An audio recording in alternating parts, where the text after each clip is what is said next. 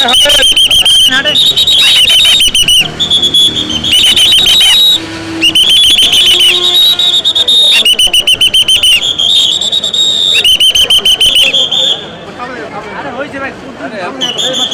বলার দরকার নাই, ওনাদের লোক কোনো কথা বলার দরকার নাই, হাঁটতে থাকো।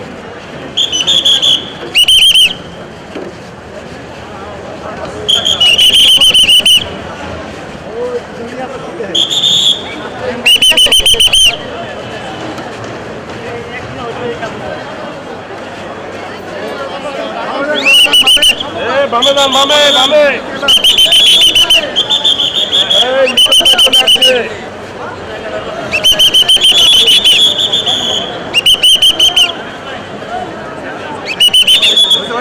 আস্তে আস্তে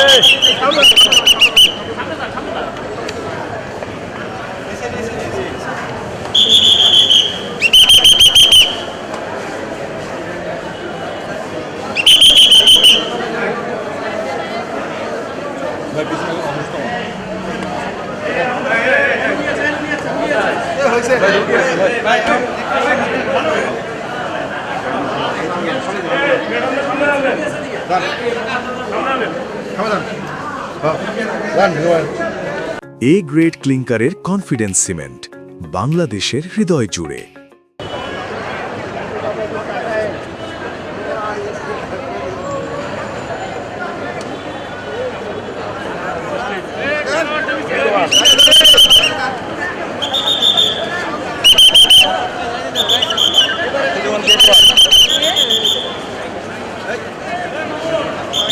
দূরত্ব বজায় রাখেন ঠিক মতন।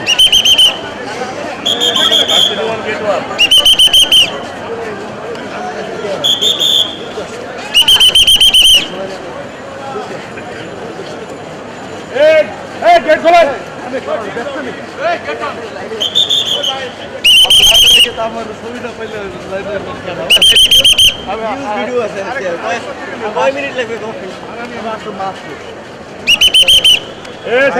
এদিকে এদিকে আপনারা ভালো সাইডে যান, ভালো যান সাইডে। আর যাবো না, আর যাবো না, কারা করে দেবে। আসবো আসবো। ধন্যবাদ। ঢাকার সিএমএম আদালতে একজন বিতর্কিত শিল্পী এবং অবৈধ সংসদের অবৈধ এমপি মমতাজ বেগম, তাকে মিরপুর থানায় একটি মামলায় তদন্তকারী কর্মকর্তা তাকে গ্রেপ্তার দেখানোর জন্য বিজ্ঞ আদালতে উপস্থাপন করেন। এবং এটা একটি বৈষম্যবিরোধী ছাত্র আন্দোলনের সময় এই মিরপুরে একজন বিক্ষোভকারী এবং আন্দোলনকারীকে গুলি করা হয়। এতে সে মারাত্মকভাবে আহত হয়। সে পরবর্তীতে আরোগ্য লাভ করে পরবর্তী আদালতে এসে মামলা করে। এই মামলায় তদন্তকারী কর্মকর্তা তদন্ত করতে গিয়ে এই বিতর্কিত এমপি অবৈধ এমপি মমতাজ বেগমের এই মামলার সঙ্গে তার সংশ্লিষ্টতা, তার সম্পৃক্ততা পায়। সেই জন্য তাকে আদালতে উপস্থাপন করে গ্রেপ্তার দেখার জন্য প্রার্থনা করেন। তার পক্ষে তার আইনজীবীরাও ছিলেন এবং তারা গ্রেপ্তারের বিরোধিতা করেন।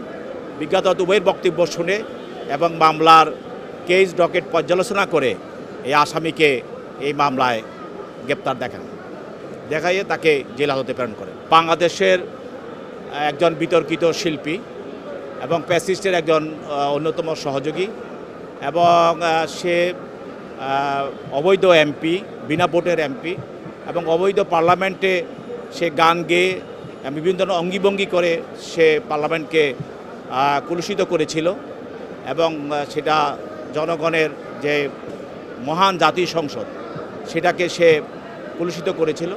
তার প্রতি মানুষের এই জন্যই একটা আগ্রহ, অনেকেই এই জন্য আদালতে তাকে দেখতে এসেছে, অনেকে দেখছে।